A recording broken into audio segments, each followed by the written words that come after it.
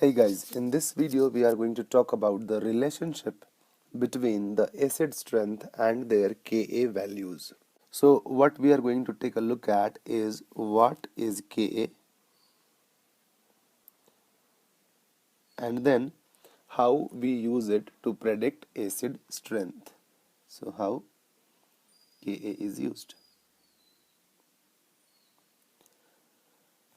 Alright, so let's proceed with the first question. What is Ka? To answer this question, we are going to take help of two concepts. One is from the Bronsted theory, which states that an acid is a substance that gives you H plus ions. So you get something like this. And the reason that I have drawn double arrows is because this acid may or may not be strong. And the second concept that we are going to use is from equilibrium, which states that for any reaction we have an equilibrium constant. So Ka is nothing but it is the equilibrium constant for dissociation of an acid.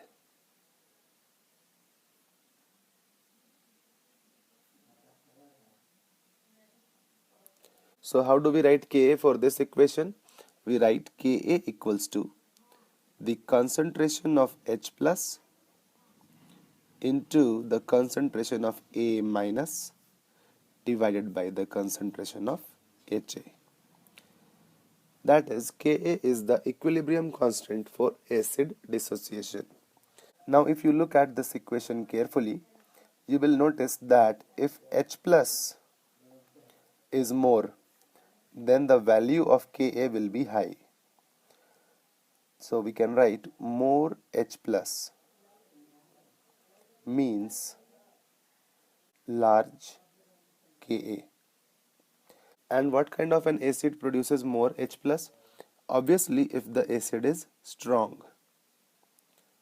So a strong acid produces more H plus and therefore the Ka value is high. So now we can say that if the acid is strong, the Ka will be high, and if the acid is weak, Ka will be low. So whenever you are asked to compare the Ka values of acids, all you need to see is which acid is stronger and which acid is weak. For example, if I take HCl and acetic acid, and let's say the Ka value of HCl is K1 and for acetic acid it is K2, then we can easily write K1 is more than K2 because HCl is a stronger acid than acetic acid. What if an acid produces two H plus ions? For example, H2SO4. You can write its dissociation equations as H2SO4 gives H plus and HSO4 minus. Then this HSO4 minus ion will dissociate again and give you H plus and SO4 2 minus. So the dissociation of H2SO4 occurs in two steps. So what is its Ka value? It's very simple. It will have two values of Ka.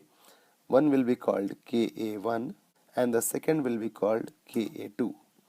Ka1 is the first dissociation constant and Ka2 is the second dissociation constant. And the overall dissociation constant for the dissociation of H2SO4 is simply the product of these two, that is Ka1 into Ka2.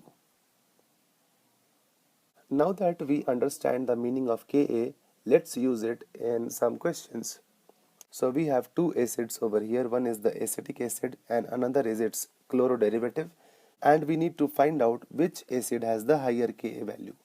We can see that B is a stronger acid than A due to the inductive effect, and therefore the Ka value of B will be larger than the Ka value of A. It is as simple as that. In the next video, I will talk about the pK values. See you there. Bye.